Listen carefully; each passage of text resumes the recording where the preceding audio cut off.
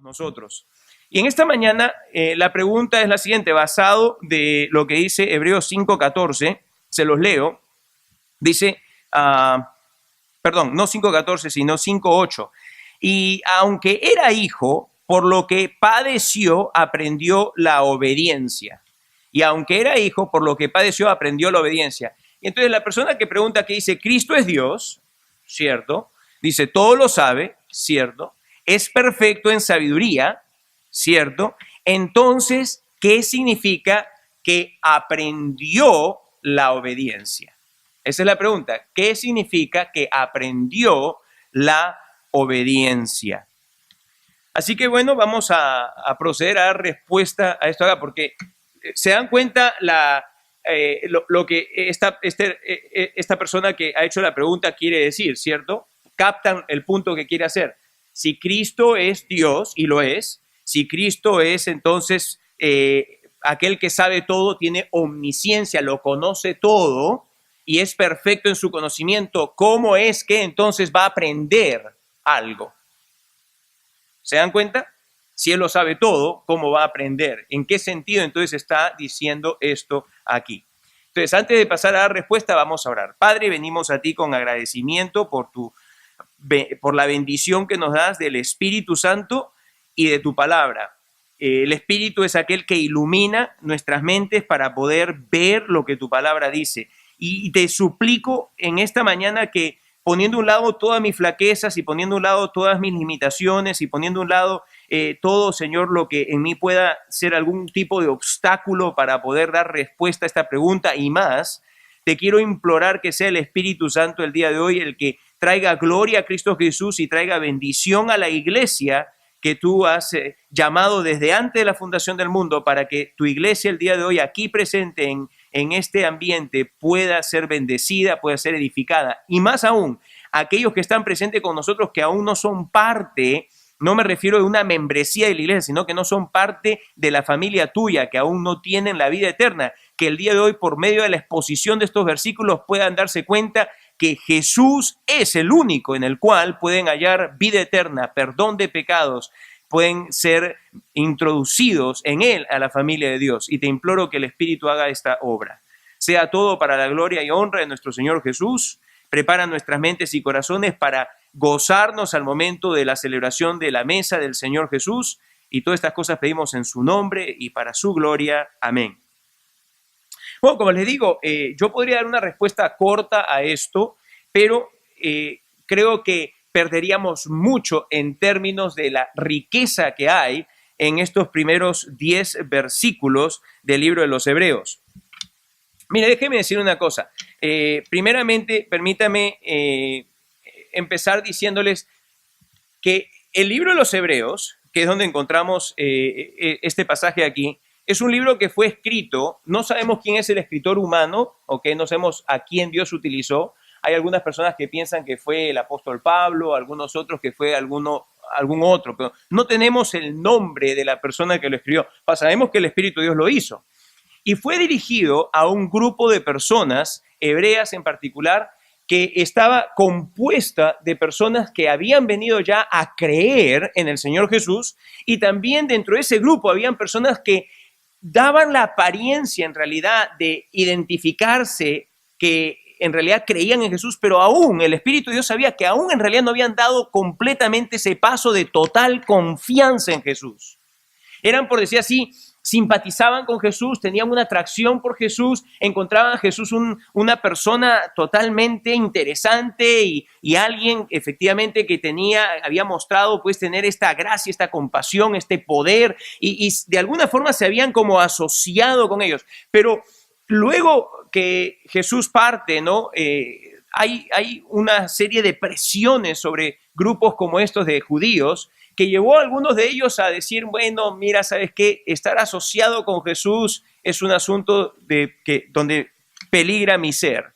Puede ser que yo sufra, como algunos ya están sufriendo y que nos dice el libro de Hebreos, algunos están en la cárcel por causa del nombre de Jesús, algunos que están padeciendo el despojo de sus propiedades por el nombre de Jesús. Y entonces hay algunos, los que no habían dado en realidad ese paso total de confianza completa en Jesús, en su persona, en su obra, algunos que que dijeron, ¿sabes qué? Mejor hay que reconsiderar toda esta cosa y probablemente sería mejor dar un paso hacia atrás.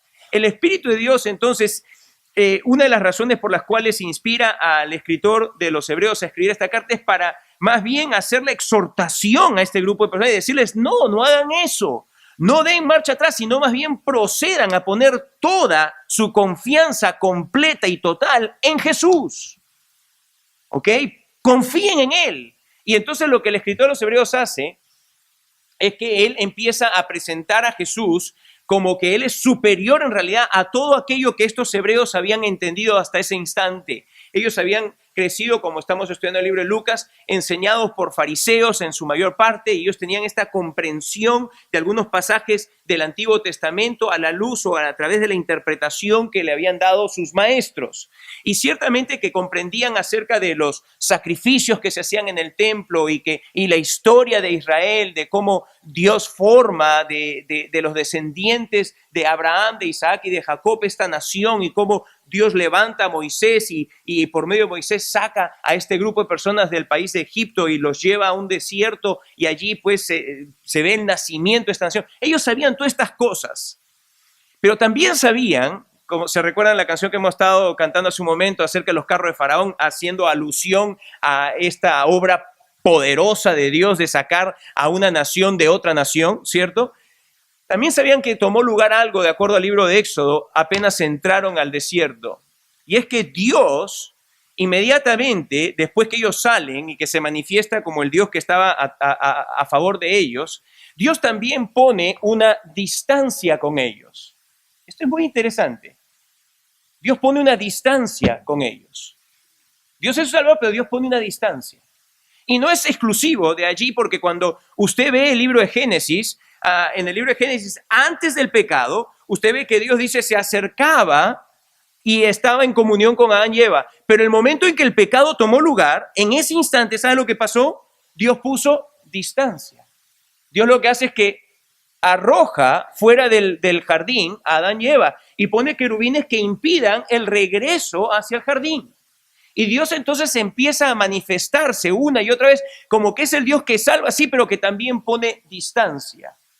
¿Por qué? Porque no podía ser que pecadores se acerquen a un Dios que es santo, santo, santo. Y la primera cosa que los israelitas aprenden, entonces Dios los ha sacado con mano poderosa, y efectivamente cuando ven cómo el mar pues sepulta a los que lo estaban persiguiendo, a Faraón y sus carros, ellos cantaron y danzaron en alegría porque Dios los había redimido, Dios los había salvado, Dios los había sacado de Egipto y estaban ahí ahora. Pero inmediatamente después de eso, Dios lo que hace es que una vez más les muestra a ellos en realidad cuál debe ser el entendimiento que ellos debían de tener acerca de Él y de ellos. Dios pone distancia. Entonces había un monte. En el monte entonces, pues la presencia de Dios desciende. Dice que había truenos y humo. Dice el monte temblaba y había humo y oscuridad. Y el pueblo al ver eso estaba asustado. Dios lo hizo a propósito. Dios quería que ellos entiendan que Él estaba en realidad en una situación totalmente distinta a la de ellos. Él era santo, santo, santo. Y una de las primeras cosas que hace es que Él establece una vez más con el pueblo de Israel esta distancia. Él era santo, Él no era accesible. Es más, conforme va habiendo más revelación de parte de Dios para con Israel, una de las cosas también que luego se implementa es el tabernáculo, esta carpa que tenía divisiones, y básicamente 3 divisiones principales: la división del patio, la división ya del edificio mismo del tabernáculo, donde estaba el lugar santo y el lugar santísimo. Y en el lugar santísimo estaba allí el arca, y estaba la tapa del arca, el propiciatorio. Y en ese lugar Dios implementa allí, a través de esa ayuda visual, de que había separación. El pueblo no podía entrar. El pueblo estaba limitado de entrar. Era imposible de que el pueblo agarrase y dijese, quiero irme a un tour, como decimos acá todavía, ¿no? Vamos al tour de la Casa Blanca. Y vamos a Washington, y ahí podías entrar al tour de la Casa Blanca. Alguien no podía decir ahí, vamos al tour del lugar santísimo.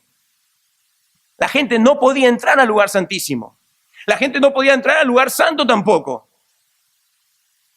La gente lo único que podía hacer es ver desde afuera. ¿Por qué? Porque Dios había establecido una separación. ¿Por qué? Porque Dios era santo. Ellos tenían que entender que ellos no eran santos. Al igual que nosotros, dejados a nosotros mismos, no somos santos. Somos pecadores. Y entonces ese mensaje le quedó claro, le quedó bien marcado. Pero Dios también hizo algo. Dios dijo, sí, yo soy santo, pero yo quiero que ustedes tengan acceso a mí. Yo quiero que ustedes tengan acceso a mí. Y sí, efectivamente, yo soy santo, santo, santo, y aquel que viole mi santidad, dice, va a ser fulminado.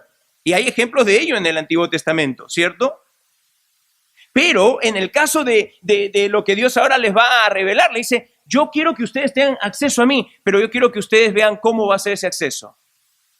Entonces en Éxodo 28 tú ves que Dios le instruye a Moisés, le dice, sepárame a Aarón y a su familia. Y dice, ellos van a ser mis sacerdotes. Y acá viene entonces un concepto que ustedes tienen que empezar a entender, el concepto de sacerdocio. ¿Qué es un sacerdote? Un sacerdote es aquel que viene a nombre del pueblo para presentarse ante Dios. Eso es un sacerdote. Aquel que viene a nombre del pueblo para presentarse ante Dios. Y entonces Dios dice de que Él va a hacer un camino de forma que el pueblo que no es santo pueda entrar por medio del sacerdote, puede entrar a donde está Dios. Y entonces los judíos que estaban pequeñitos y tenían conocimiento primero del tabernáculo, aquellos que estuvieron en ese periodo de la historia de Israel, luego en el templo y hasta el tiempo de Jesús, que estaba el templo todavía, ellos entendían, al menos a los que estaban siendo bien enseñados, del Antiguo Testamento, ellos entendían que Dios era un Dios santo, que estaba separado, Él había establecido esta separación, y que la única forma de poderse acercar a Dios era por medio de un sacerdote que iba a representarlos delante de Dios. Pero el sacerdote no podía venir con las manos vacías. El sacerdote tenía que traer un sacrificio.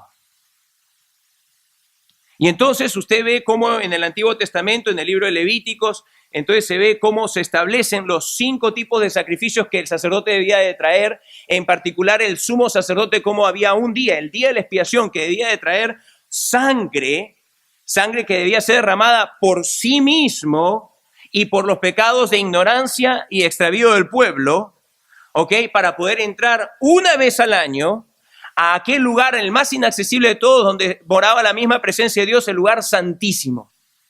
Entonces, para un judío del primer siglo, cuando empieza a ver el cristianismo, una de las inquietudes que había en el judío del primer siglo es, un momento, ¿cómo tú me puedes decir de que el cristianismo es lo que Dios en realidad tenía planificado desde el principio si no hay ningún sacerdote que nos represente ante Dios? ¿Por qué? Porque ellos se le había inculcado día tras día, la única forma de acercarse a Dios era por medio de un sacerdote.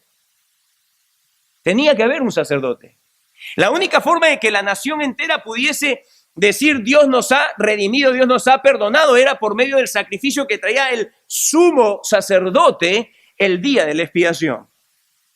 Y entonces, pues, los judíos, uno de los tropiezos que tenían con respecto al cristianismo en la etapa inicial era muéstranos dónde está tu sumo sacerdote. ¿Dónde está tu sumo sacerdote? Si no hay sumo sacerdote, ¿quién nos va a representar ante Dios Santo? ¿Quién? Entonces el escritor de los Hebreos, desde el capítulo 1, en el capítulo 1 menciona acerca de que hay un sacerdocio, que sí, Dios en la persona de Jesús está cumpliendo. En el capítulo 2 lo menciona también, en el capítulo 3 lo menciona, en el capítulo 4 lo menciona, y en el capítulo 5 es mucho más específico, y del capítulo 7 al 9 en particular se enfoca en el sacerdocio supremo de Jesucristo.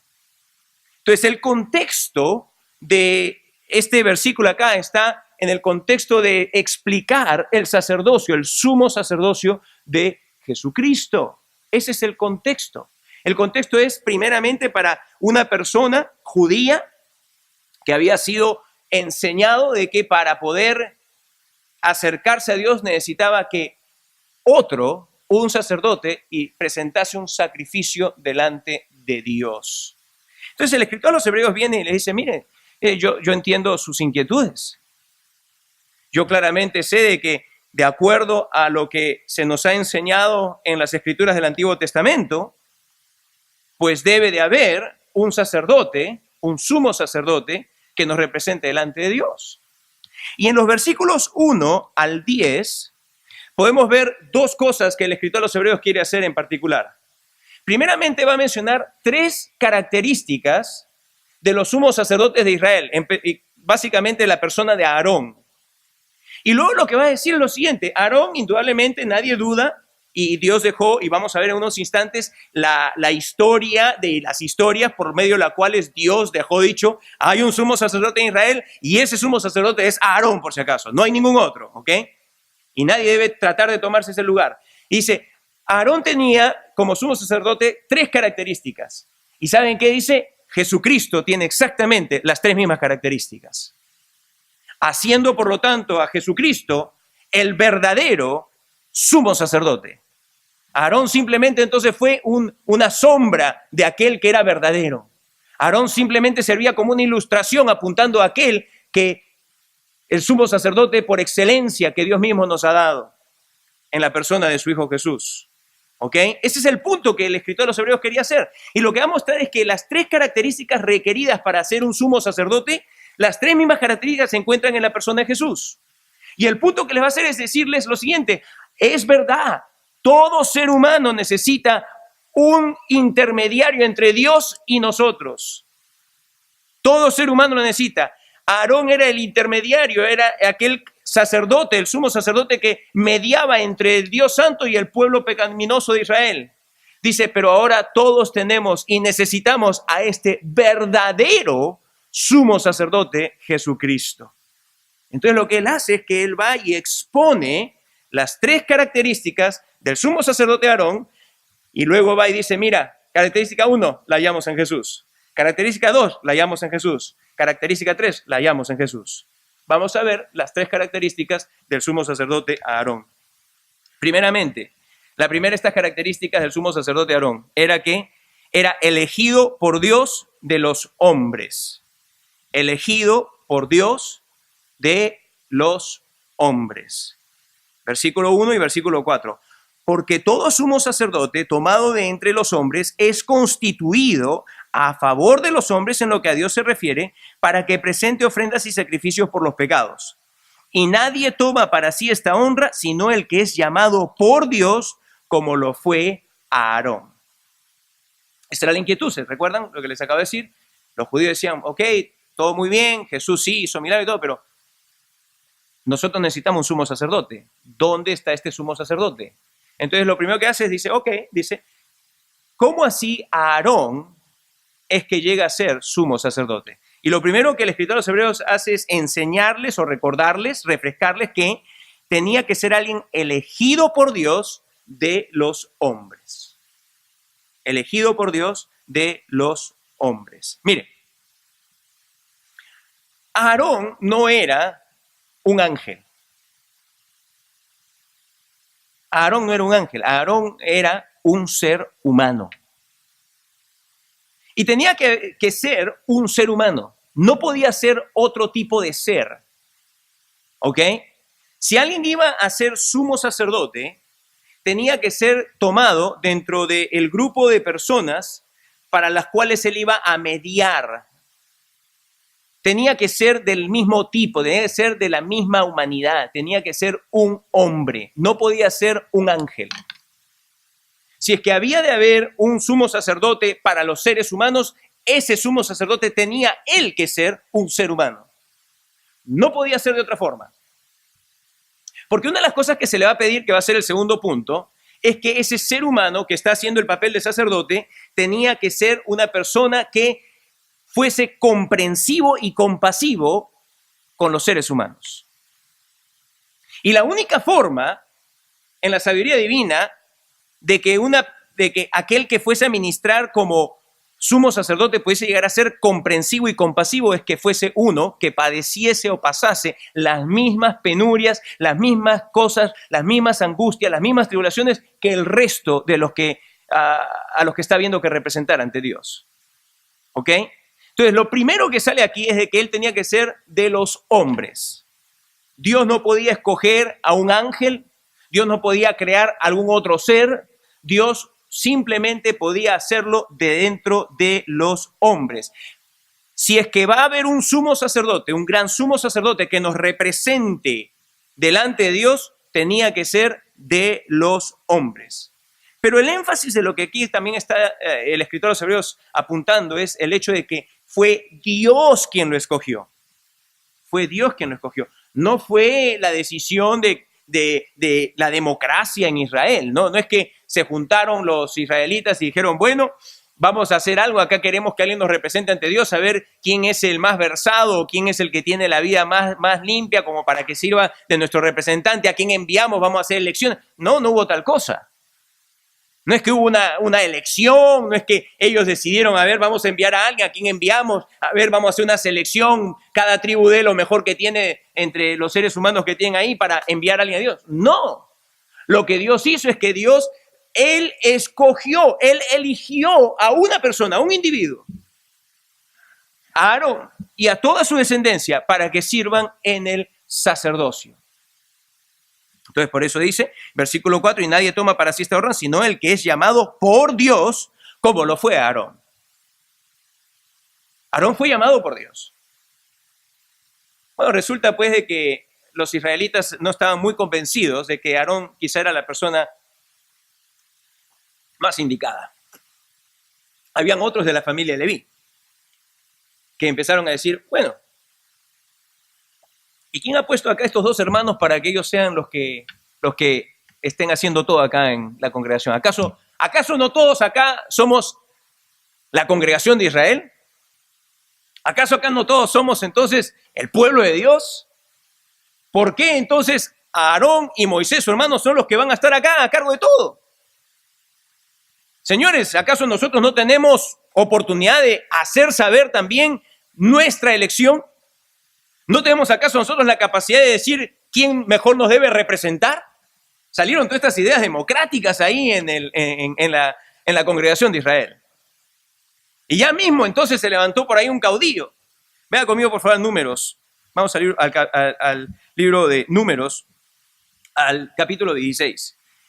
Apenas Dios menciona a Aarón y lo nombra como su sumo sacerdote y da instrucciones, al poco tiempo nomás se levanta entonces una oposición, alguien que no estuvo de acuerdo, alguien que pensó de que en realidad debiesen haber más opciones. ¿Por qué fulano es que va a estar allí? No, dice. ¿Acaso no hay otros quizá que son mejores capacitados que tal por cual para que sea nuestro sumo sacerdote? Y entonces dice el capítulo 16 de Números, dice así, Coré, hijo de Izar, hijo de Coat, hijo de Leví, y Datán, y Abirán, hijo de Eliab, y On, hijo de Pelet, de los hijos de Rubén, tomaron gente. Empezaron a levantar gente, ¿ok? Y se levantaron contra Moisés con 250 varones de los hijos de Israel, príncipes de la congregación, de los del consejo, varones de renombre. Así nomás cualquiera no fue. Eran personas que tenían peso dentro de la congregación de Israel. Y se juntaron contra Moisés y a Aarón y les dijeron, basta ya de vosotros, porque toda la congregación, todos ellos son santos, y en medio de ellos está Jehová. ¿Por qué, pues, os levantáis vosotros sobre la congregación de Jehová? ¿Quién os ha puesto ustedes? ¿Quién os ha puesto ustedes? Cuando oyó esto, Moisés se postró sobre su rostro, y habló a Coré y a todo su séquito, diciendo, mañana mostrará Jehová quién es suyo y quién es santo, y hará que se acerque a él. Al que él escogiere, él lo acercará así. Mañana Dios va a aclarar las cosas para todos, ¿ok? Haced esto, tomaos incensarios, Coré y todo su séquito. ¿Ok? ¿Ustedes quieren ser sacerdotes? Ok, tomen su incensario para que ofrezcan ustedes incienso, ¿ok? Algo que solamente Dios le había dicho que debiese de ser hecho por los sacerdotes. Y poned fuego en ellos, y poned en ellos incienso delante de Jehová mañana. Y el varón a quien Jehová escogiere, aquel será el santo. Estos baste, hijos de Leví. ¿Ok? Fue una situación clara. Ellos retaron lo que Dios estaba diciendo. Ellos no creyeron de que Dios los había puesto allí. Y entonces dijeron, mira, ¿sabes qué? ¿Por qué es que tú vas a estar acá, ¿por qué tu hermano está acá? Esto me suena a mí como que tú quieres meter a tu familia y ¿sabes qué? No puedes, hay gente mejor capacitada que tu hermano. Nosotros también somos hijos de Leví, nosotros también podemos incensar, ser parte de todo este sacerdocio. Es más, el pueblo está con nosotros. Mira, acá hay cientos que nos apoyan. Dijo más Moisés a Coré: oíd ahora, hijos de Leví, ¿os es poco que el Dios de Israel os haya apartado de la congregación de Israel, acercándoos a él para que ministréis en el servicio del tabernáculo de Jehová y estéis delante de la congregación para ministrarles? ¿Se recuerdan? Dios había separado a toda la tribu de Leví para que puedan servir en el tabernáculo. Pero el sacerdocio se lo dio exclusivamente a una familia de Leví, a la familia de Aarón. Fue la única. Y entonces continúa el versículo 10: y que te hizo acercar a ti y a todos tus hermanos, los hijos de Leví, contigo. ¿Procuráis también el sacerdocio? ¿Te ve? Claramente lo que buscaban era el sacerdocio. Por tanto, tú y todo tu séquito sois los que os juntáis contra Jehová, pues a Aarón, ¿qué es para que contra él murmuréis? Y envió Moisés a llamar a Datán y a Abirán, hijos de Eliab, mas ellos respondieron: no iremos allá. ¿Ah? Que vengan también. No, ¿para qué vamos a ir? ¿Para qué vamos a ir? En una posición de abierta rebeldía, ¿no? ¿Para qué vamos a ir? Es poco que nos hayas hecho venir de una tierra que destila leche y miel. Cuán rápido se olvidaban, ¿ah? Estaban ahí bajo látigo, estaban ahí no estaban en ninguna hartura, sino más bien en escasez, en angustia, en aflicción, llorando a Dios, llorando, ayuda. Y ahora dicen: no, eso era leche y miel, dice. Eso era leche y miel. Dice: ¿acaso, dice, nos has hecho venir de una tierra que destila leche y miel para hacernos morir en el desierto, sino que también te enseñorees de nosotros imperiosamente? Ustedes, ellos estaban viendo, ustedes se han puesto ahí ustedes mismos, ustedes se quieren enseñorear de nosotros, ustedes quieren sacar provecho político y monetario y todo lo demás de nosotros. Ni tampoco nos has metido tú en tierra que fluya leche y miel, ni nos has dado heredades de tierras y viñas. ¿Sacarás los ojos de estos hombres? No subiremos. Entonces Moisés se enojó en gran manera y dijo a Jehová: no mires a su ofrenda, ni aun un asno he tomado de ellos, ni a ninguno de ellos he hecho mal. Después dijo Moisés a Coré: tú y todo tu séquito, poneos mañana delante de Jehová, tú y ellos y Aarón. Y tomad cada uno su incensario y poned incienso en ellos y acercaos delante de Jehová cada uno con su incensario, 250 incensarios, tú también y Aarón cada uno con su incensario. Y tomó cada uno su incensario y pusieron en ellos fuego y echaron en ellos incienso y se pusieron a la puerta del tabernáculo de reunión con Moisés y Aarón. Ya Coré había hecho juntar contra ellos toda la congregación a la puerta del tabernáculo de reunión. Entonces la gloria de Jehová apareció a toda la congregación. Y Jehová habló a Moisés y a Aarón diciendo. Al día siguiente, entonces, efectivamente, ellos pasaron mira, vamos a encontrarnos allá, de una vez acá va a quedar las cosas claras, porque así no puede ser, porque Aarón y Moisés, ellos se han enseñoreado, ellos se han puesto, quien los ha elegido, acá también la voz del pueblo es la que prevalece, nosotros también tenemos nuestro decir, ¿qué cosa? Acá nosotros somos menos que ellos, ¿cómo va a ser posible? Todos esos argumentos que a veces usted escucha hasta en las mismas congregaciones, ¿cierto? De personas que dicen: yo también tengo mi voz y voto acerca de lo que tal cual o cómo se deben hacer las cosas. Así que ahí también pasó todo esto, ¿no? Entonces dice: ahora, bueno, llegó el momento de decir que Dios se manifieste.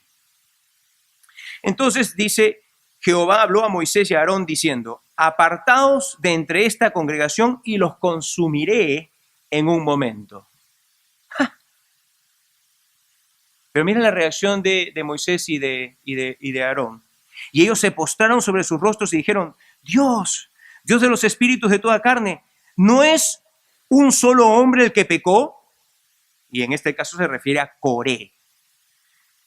¿Por qué airarte contra toda la congregación? Entonces Jehová habló a Moisés diciendo: habla a la congregación y diles: apartados de alrededor de la tierra de Coré, Datán y Abirán, porque ellos se habían unido también, ellos habían estado ahí.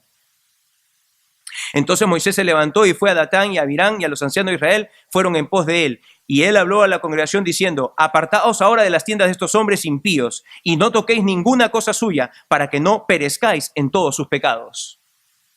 Y se apartaron de las tiendas de Coré, de Datán y de Abirán en derredor, y Datán y Abirán salieron y se pusieron a las puertas de sus tiendas con sus mujeres, sus hijos y sus pequeñuelos. Y dijo Moisés: en esto conoceréis que Jehová me ha enviado para que hiciese todas estas cosas, y que no las hice de mi propia voluntad, porque fue Dios quien le dijo: sepárame a Aarón. ¿Ok? Dios utilizó a Moisés para eso. Dice: ustedes me acusan de que yo lo hice porque yo quise. No, ahora ustedes van a saber que Dios fue el que me dijo. Si como mueren todos los hombres murieren estos, o si ellos al ser visitados siguen la suerte de todos los hombres, Jehová no me envió. Si ustedes acá no mueren, y de una forma inusual, entonces Dios no ha hablado por mí.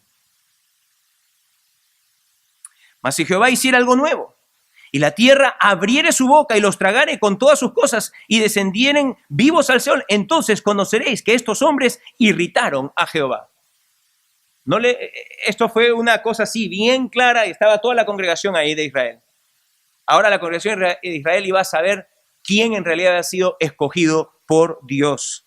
Y aconteció que cuando cesó él a hablar todas estas palabras, se abrió la tierra que estaba debajo de ellos, abrió la tierra su boca y los tragó a ellos, a sus casas, a todos los hombres de Coré y a todos sus bienes. Y ellos, con todo lo que tenían, descendieron vivos al Seol y los cubrió la tierra y perecieron de en medio de la congregación. Y todo Israel, los que estaban en derredor de ellos, huyeron al grito de ellos porque decían: no nos trague también la tierra. ¿Ah? Dios dejó claro y dijo: yo escogí a Aarón para que él sea mi sumo sacerdote. Esto no es algo que los hombres escogen. Esto Dios lo escogió. Y ese es el punto que el escritor de los Hebreos quiere hacer. Sabemos que Aarón fue escogido por Dios. Dicho sea de paso, más adelante hay algo interesante. Voy a pasarme la parte del resto del capítulo 16. Vengan conmigo al capítulo 17, por favor. Luego habló Jehová a Moisés diciendo: mira, Dios conoce el corazón de los israelitas y sabía que a pesar de lo que había sucedido, habían algunos que todavía estaban albergando en sus mentes y corazones: no, en realidad Aarón no debiese ser sacerdote, otros debiesen de tomar posición, porque hay otros que quizás lo pueden hacer mejor, que voy para allá, que esto y que el otro. Luego habló Jehová a Moisés diciendo: habla a los hijos de Israel y toma de ellos una vara por cada casa de los padres de todos los príncipes de ellos, 12 varas conforme a las casas de sus padres, y escribirás el nombre de cada uno sobre su vara, y escribirás el nombre de Aarón sobre la vara de Leví, porque cada jefe de familia de sus padres tendrá una vara. Habían 12 tribus, ¿ok? Y cada una de las tribus tenía que traer una vara, un trozo, una rama de algo, como un bastón, algo así. ¿Qué es eso? Un trozo de madera, ¿cierto?, que estaba sin vida. ¿Ok? Ya estaba separado del árbol. No había vida en ese trozo de madera. ¿Ok? No había vida. Y entonces Dios instruyó que en una de las varas, solamente en la que venía de la familia de Leví, se ponga el nombre Aarón. En esa vara solamente. ¿Ok? Y entonces dice, versículo 4, y las pondrás en el tabernáculo de reunión delante del testimonio, donde yo me manifestaré a vosotros. O sea, lo que iba a tomar lugar era una manifestación de Jehová. Dice: y florecerá la vara del varón que yo escoja, y haré cesar de delante de mí las quejas de los hijos de Israel con que murmuran contra vosotros. Y Moisés habló a los hijos de Israel, y todos los príncipes de ellos le dieron varas, cada príncipe por las casas de sus padres, una vara, en total 12 varas. Y la vara de Aarón estaba entre la vara de ellos. No había diferencia ahí mismo, salvo que tenía el nombre Aarón. Y Moisés puso las varas delante de Jehová en el tabernáculo del testimonio. Y aconteció que el día siguiente vino Moisés al tabernáculo del testimonio, y aquí que la vara de Aarón de la casa de Leví había reverdecido y echado flores y arrojado renuevos y producido almendras. Y si ustedes quieren una señal visible, no les basta con el hecho de que hice tragar a toda esta gente que se rebeló contra mí, que no creyó. Dice: mira, les voy a dar algo que van a recordar por el resto de todas vuestras generaciones. Denme este trozo de madera seco, muerto, sin vida. Ahora dígame usted, ¿cómo es posible de que en una vara puedan salir flores y en una vara salgan frutos si es una vara, si es un trozo de madera? No está conectado, no hay raíz, no hay nada. Eso es una señal milagrosa que Dios le dio exclusivamente a la vara de Aarón. Entonces sacó Moisés todas las varas de delante de Jehová a todos los hijos de Israel, y ellos lo vieron y tomaron cada uno su vara. Y Jehová dijo a Moisés, vuelve la vara de Aarón delante del testimonio para que se guarde por señal a los hijos rebeldes y hará cesar sus quejas delante de mí para que no mueran. E hizo Moisés como le mandó Jehová, así lo hizo. Ahora es interesante, ¿dónde lo puso? Esa vara la puso dentro del arca. Y solamente habían 3 cosas dentro del arca, importantísimas, que apuntaban hacia el futuro, hacia aquel que iba en su misma persona a cumplir todas estas cosas. Tenían en primer lugar la ley. En segundo lugar, el segundo elemento era el maná. Y el tercero era la vara de Aarón que reverdeció. Porque aquel que iba a venir más adelante, que es en quien se cumplen todas estas tipologías, todas estas cosas, aquel que iba a venir es que iba a cumplir todas estas cosas. Y dentro de ellas, muy importante, importantísimo, dentro de lo que Dios le estaba comunicando a Israel, era que iba a ser necesario que se ponga allí aquello que representaba al verdadero sumo sacerdote, aquel que iba a traer al pueblo ante Dios. Porque dentro del plan de Dios, de lo que Dios le mostró a Israel, era importantísimo. El sumo sacerdote era un personaje importantísimo. Y por eso los judíos del tiempo de Jesús tenían esta cosa, ok, cristianismo muy bien, todo chévere, excelente, Jesús sí, pero ¿dónde está el sumo sacerdote? ¿Dónde está el sumo sacerdote? ¿Quién nos va a llevar ante Dios? ¿Quién va a mostrar, como a Aarón, en el caso de él, con esta vara, cómo va Dios a mostrar sobrenaturalmente que él es ese sumo sacerdote? Tremendo, tremendo. Así que regresando entonces al libro de Hebreos, vemos que la primera característica era que tenía que ser elegido de los hombres, tenía que ser un hombre, pero elegido por Dios. Esto no era acá de que la mayoría lo eligió. Dios lo eligió y lo dejó bien clarito así para todo Israel. Segundo punto, el sumo sacerdote tenía que ser paciente para con los ignorantes y extraviados. Paciente para con los ignorantes y extraviados. Versículo 2, para que se muestre, tenía que ser hombre, dice, para que se muestre paciente con los ignorantes y extraviados, puesto que él también está rodeado de debilidad. En el caso de Aarón, cuando uno lee en el Antiguo Testamento, y por tiempo no podemos ir y buscar los pasajes donde muestran todas las flaquezas del mismo Aarón. Pero permítame contarles una que es hasta cierto punto, es triste y jocosa a la vez. Es cuando Moisés se queda en el monte y el pueblo de Israel dice, ¿qué le ha pasado a Moisés? ¿Dónde está Moisés? ¿Dónde está Moisés? Y entonces van, Aarón, ¿dónde está Moisés? Y Aarón dice, yo no sé dónde está Moisés, se está demorando, ¿no? Sí. Bueno, pues entonces, acá el pueblo dice, acá va a haber ahorita una estampida del pueblo. El pueblo se va a asustar acá, estamos en medio de este lugar que es nada, es un desierto y nos han dejado acá abandonados. Dice, haznos dioses que nos guíen. Entonces Aarón dice, ay caramba, ¿qué hago? Y bajo la presión, dice, mira, tráigame oro, cada uno de ustedes, tráigame todo esto. Entonces, él va y utiliza este metal y hace ídolos.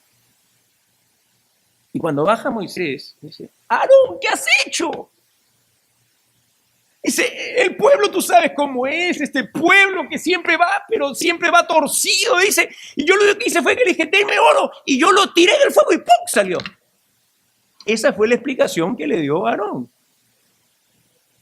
Él tiró el oro y ¡pum! Salieron los ídolos. Aarón era una persona llena de flaquezas como tú y como yo.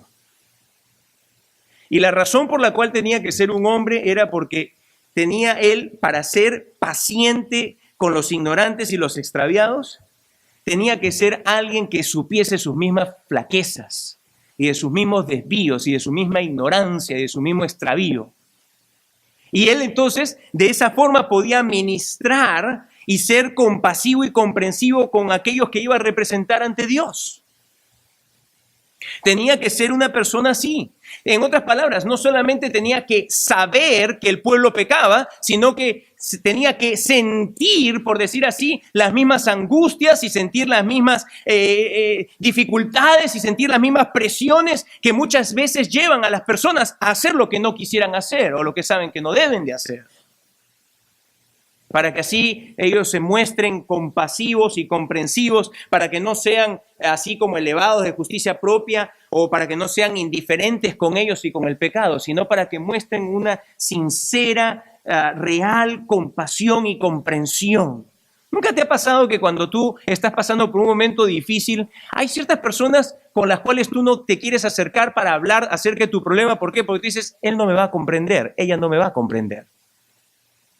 Él no me va a entender, ella no me va a entender. Pero encuentras que hay veces hay personas que tú vas y que estás cargado y que le hablas y esa persona entonces muestra, sin ser sentimentalista ni ser apático, ninguno de esos dos extremos, simplemente muestra una compasión y una comprensión, sin aprobar lo que has hecho mal, pero tampoco sin ser apático como que si lo que hubieses hecho no importase, sino que se muestra en este punto medio de balance, donde se muestra totalmente paciente, compasivo y comprensivo. ¿Por qué? Porque él mismo está lleno de estas flaquezas. Él sabe lo que es sentirla en la carne también, o ella sabe eso. Bueno, esta segunda característica tenía que ser hallada en el sumo sacerdote. Esta segunda característica donde él tenía que ser, como dice acá, paciente, que se muestre paciente, que se muestre comprensivo, que se muestre compasivo con los ignorantes y extraviados. Y acá la palabra ignorante y extraviados básicamente es una endíades donde lo que se tiene que hacer es quizás juntar ambas palabras para poder darle el sentido, que habla acerca de cómo nosotros en realidad muchas veces hacemos lo que no debemos por ignorancia y por extravío, o ignorancia que nos lleva al extravío. Y a veces bajo la presión, a veces la tentación es muy fuerte, a veces las circunstancias nos apretan tanto y decimos, la verdad es que no sabía qué hacer y lo hice, y con mucho peso en el corazón. No, acá no está hablando acerca del pecador rebelde que dice, mira, a mí me importa un bledo lo que Dios diga, yo voy a hacer lo que yo quiera. No estamos hablando de ese tipo de pecado acá. Acá no estamos hablando de ese tipo de pecado. Acá estamos hablando de que el sumo sacerdote mostraba esta compasión, esta comprensión, no para el totalmente irreverente, el que en total rebeldía contra Dios se plantaba y decía, a mí no me importa lo que Dios diga. Ese no. Para él no había, es más, la ley de Moisés en ningún lugar daba, para un tipo de persona así, no daba ningún tipo de alivio. La persona que se mantiene férrea en su falta de arrepentimiento, la persona que se mantiene allí, para esa persona no había ni compasión ni comprensión. Pero para la persona que estaba cargada porque decía, Dios, yo sé que he hecho mal, yo sé que esto, entonces el sumo sacerdote se mostraba compasivo y comprensivo. Yo sé.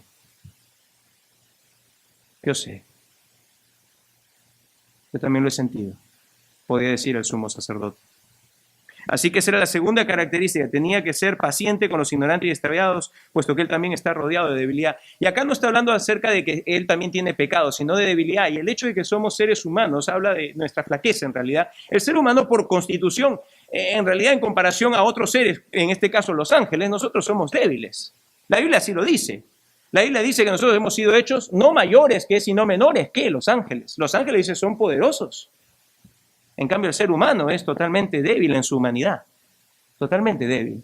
Y eso es a lo que acá está haciendo mención el escritor a los hebreos. Tercera característica es que él también, el sumo sacerdote, debía de ofrecer sacrificios, y en este caso por sí mismo y por el pueblo. Versículo 3. Y por causa de ella, de esta debilidad, debe de ofrecer, dice, versículo 3, por los pecados, tanto por sí mismo como también por el pueblo. Y aquí algo particular que se menciona el sumo sacerdote es que él no era perfecto.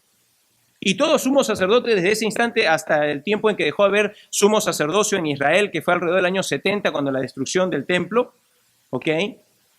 Por casi 1500 años hubo este tipo de sacerdocio, pero luego dejó de ser y hasta el día de hoy no hay sacerdote, no hay sumo sacerdote, o sea, Israel ya no tiene eso, porque hay uno solo en realidad que es el Señor Jesucristo, pero ellos no tienen un templo, no tienen nada donde puedan ofrecer más sacrificios. Pero hasta ese entonces ellos tenían que ofrecer sacrificios, porque entonces ellos venían en representación, con un sacrificio, venían en representación del pueblo para presentarlo ante Dios. Ahora, recuerden lo que le dije al principio, esto es lo que Dios hizo. Esto no es invención humana. Esto es lo que Dios hizo. ¿Por qué? Porque Él sí quiere que el pecador pueda tener acceso a Dios. Él sí quiere eso, pero no a la forma que el pecador quiere. Y ese es el problema el día de hoy con muchas personas que van y dicen, ah, no, para mí la religión es así, ah, no, para mí lo de Dios es así, ah, no, para mí. Ese no es el punto. Para ti tú puedes tener una idea brillantísima según tu propia evaluación. Pero solamente hay una y solo una forma de poderte acercar a Dios, la que Dios da. No hay otra. Solo la que Dios da. Y Dios estableció que la única forma de hacerlo es por medio de un sumo sacerdote. Así que, entonces, habían estas tres características. Elegido por Dios de los hombres, tenía que ser paciente para con los que eran ignorantes y extraviados y tenía que ofrecer sacrificios por sí mismo, porque él también pecaba, y por el pueblo, para entonces presentarse con este sacrificio ante Dios. Y así pudiese haber expiación, pudiese haber entonces perdón de pecados. Entonces, el escritor de los Hebreos dice, ok, ustedes están con buena razón preguntando, ¿y qué entonces en el cristianismo? ¿Sumo sacerdocio dónde está? Y entonces el escritor de los Hebreos inmediatamente, versículo 5, empieza del 5 al 10, él empieza a decir, Jesús es exactamente el sumo sacerdote por excelencia porque él cumple estas tres cosas. La primera de ellas, elegido por Dios de los hombres, dice, así tampoco Cristo se glorificó a sí mismo, haciéndose sumo sacerdote. Jesús dice, no se hizo a sí mismo sumo sacerdote, sino el que le dijo. Dios el Padre dice de Jesús, y acá hay mención de dos salmos, Salmo 2.7 y Salmo 110.4. El Salmo 2.7 es en el que dice, tú eres mi hijo, yo te he engendrado hoy. Y el segundo salmo lo encontramos en el versículo 6, el Salmo 110.4, que dice, tú eres sacerdote para siempre según el orden de Melquisedec. Ahora, estos dos salmos, aún en el tiempo de Jesús, eran entendidos como salmos mesiánicos. Es decir, ellos entendían que había alguien que Dios iba a enviar. Y el primero decían, el Salmo 2.7 se refiere a el Mesías rey. El Mesías tiene o es un rey. Pero el Salmo 110.4, ellos en su mente como que decían, pero acá está hablando del Mesías también, pero este es el Mesías sacerdote. Este no es el Mesías rey. Y entonces en la mente de muchos de ellos empezaron a entender esto como que si habían dos Mesías. Y hasta el día de hoy, muchos judíos piensan que hay dos Mesías. Uno que va a ser líder, rey, y otro que va a ser algún tipo de sacerdote. Pero para aquellos que el Espíritu de Dios, aún en el Antiguo Testamento, les abrió los ojos para que vean en realidad la realidad de que no se trata de dos personas, sino de un Mesías, porque la Biblia no habla de dos Mesías, sino de uno solo. ¿Ok? Y que este Mesías también es el siervo sufriente, y este Mesías es el que va a gobernar con vara de hierro, y este Mesías es el sacerdote rey, y este Mesías es también aquel que iba a dar su vida. Todas estas cosas en realidad todas se centraban en una sola persona, en un solo Mesías. Y entonces el escritor acá a los hebreos le dice, miren, la escritura dice claramente de que el Mesías, el que iba a venir, es rey y sacerdote. Y por eso aquí introduce esto de acá, y no acá en realidad, lo había mencionado antes, acerca de Melquisedec. Porque Melquisedec entonces se convierte mejor que Aarón mismo. Melquisedec es aquel que se convierte como aquel que es el mejor ejemplo acerca de aquel que es un sacerdote rey. Aquel que representa mejor quién Jesucristo en realidad es. Mejor que Aarón. ¿Por qué? Porque Aarón era solamente sacerdote. Aarón no era rey. El reino venía a través de otra tribu, el reino venía a través de la tribu de Judá. Aarón venía a través de la tribu de Leví, tribus completamente apartadas. Pero el Mesías iba a ser rey y sacerdote. Rey y sacerdote. Entonces es por eso que desde el principio aparece en el libro de Génesis la persona de Melquisedec. Cuando usted va a Génesis al capítulo 14, versículo 18, Melquisedec hace su aparición ahí de la nada. De la nada. Como un individuo que va y da la bienvenida a Abraham, que había regresado de haber despojado a los de Sodoma y Gomorra. Y entonces el libro de Génesis nos presenta a Melquisedec de la siguiente forma. Dice, él era rey de Salem, sacerdote del Dios Altísimo. Ahí, Génesis 14, 18. Él era rey de Salem, sacerdote del Dios Altísimo. Aquí tenemos entonces en esta persona, que luego el escritor a los hebreos elabora más acerca de este individuo, dice, Melquisedec era en realidad la figura o la sombra que mejor ilustra quién Jesús es y su sacerdocio. ¿Por qué? Porque Él en una sola persona, ya en la revelación del Antiguo Testamento, vemos que Él es rey y sacerdote. Había alguien que era rey y sacerdote. Y Jesús es ambos, rey y sacerdote. ¿Y quién lo mencionó? En ambos casos, como dice la Escritura, fue Dios el que eligió a Jesús para que Él fuese rey y sacerdote. No fueron los hombres. Él no se atribuyó a sí mismo esto de acá. Dice, se lo vuelvo a repetir, versículos 5 y 6. Así tampoco Cristo se glorificó a sí mismo, haciéndose sumo sacerdote, sino el que le dijo, tú eres mi hijo, yo te he engendrado hoy. El contexto del Salmo 2.7 es que Él es el rey que gobierna a todas las naciones. Ese es el contexto del Salmo 2. Pero el contexto del Salmo 110 es que Él es el sacerdote. Entonces, por eso es que dice, así como dijo que Él era el rey, así también Él ha dicho de Él que Él es sacerdote. Y por eso es que Él más en línea con el sacerdocio de Melquisedec, el rey sacerdote. Así que el primer punto, elegido por Dios y de los hombres. Esta era la otra piedra de tropiezo. Para los judíos y hasta el día de hoy, para muchos, esta es la piedra de tropiezo. Dios hecho hombre. Locura. Locura. Dios hecho hombre es locura. Ahí están todos los testigos de Jehová que dicen, no puede ser, Jesús no puede ser, Dios que se ha hecho hombre. Imposible. Por eso es que ellos, cuando tú vas presionando más y más, los testigos de Jehová van diciendo que Jesús es simplemente un arcángel. Pero no, Dios hecho hombre. Para los judíos también es locura. Dios hecho hombre es locura. Pero recuerden una cosa, tenía que ser hombre. La encarnación no fue algo que Dios tiró ahí como para hacerlo simplemente sobrenatural. No, la encarnación es algo necesario si es que va a haber redención, si es que va a haber alguien que nos va a representar ante Dios. ¿Por qué? Porque para representarnos tiene que ser uno de nosotros. Uno de nosotros. La encarnación era necesaria, no era una opción, necesaria. Y en particular tenía que ser necesaria porque Él, ese sumo sacerdote, tenía que ser compasivo y comprensivo para con los que está representando, porque su ministerio de representación allá como sumo sacerdote no solamente era para traer el sacrificio, sino para mantenerlos delante de la presencia de Dios, como dice más adelante el escritor a los Hebreos, para mantenerlos salvos por siempre. Tenía que ser uno de ellos. Así que le dice, mira, Jesús es aquel que en efecto cumple con el primer requerimiento. Segundo requerimiento, que tenía que ser paciente con los demás. Y ahí es donde viene lo que se preguntó. ¿Por qué es que se dice que Él aprendió la obediencia?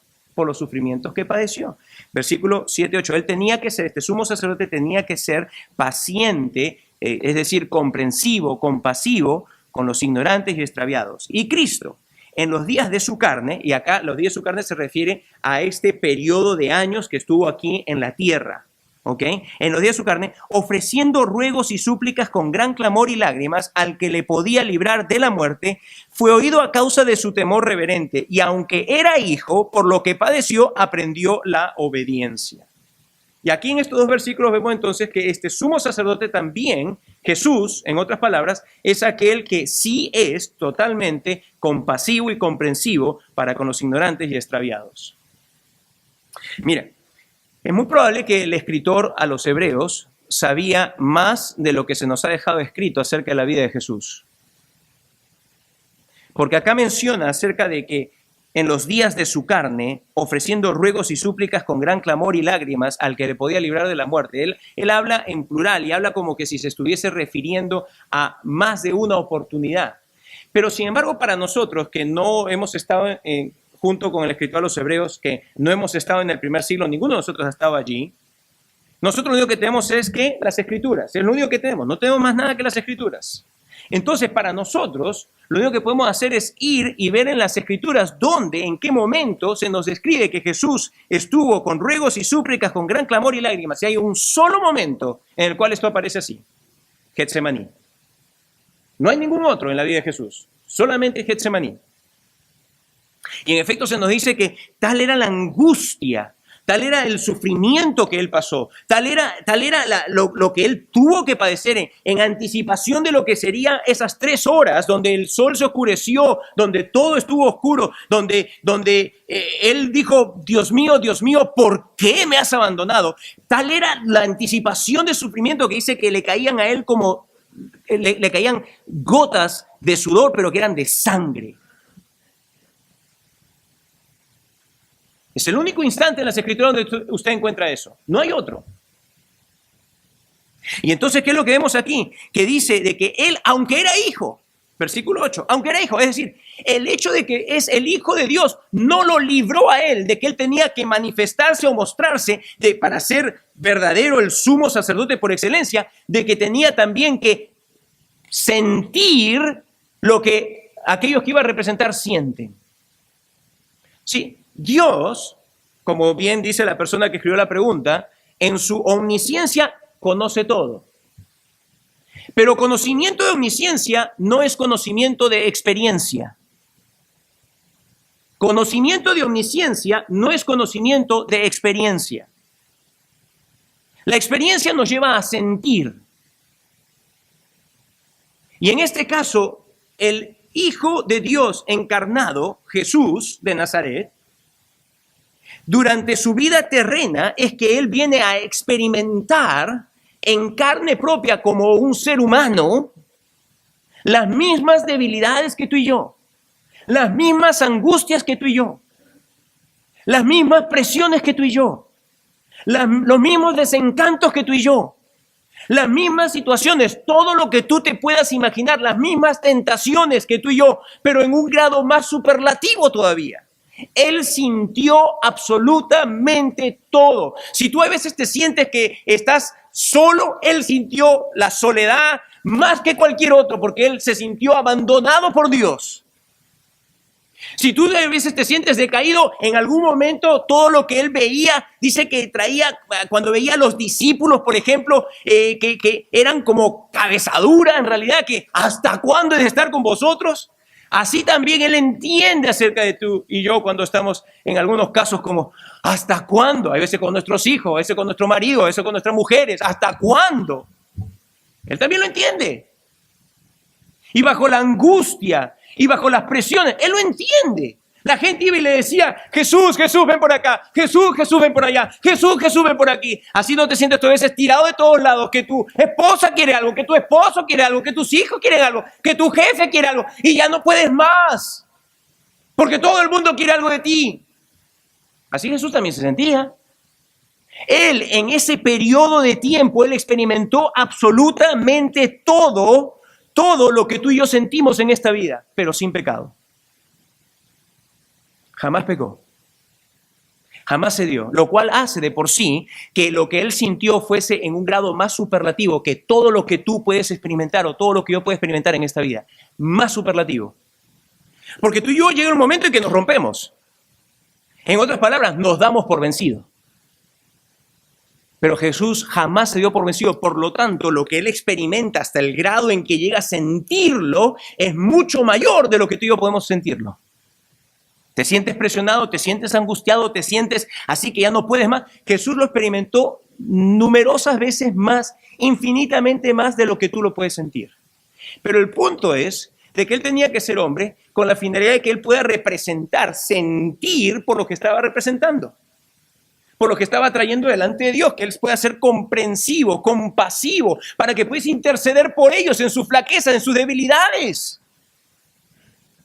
Y entonces Jesús es el único que puede entonces ser este sumo sacerdote que te puede traer delante de la presencia de Dios. Pero había una tercera característica. Tenía que traer sacrificio para presentarse, y esta tenía que ser por sí mismo y por el pueblo.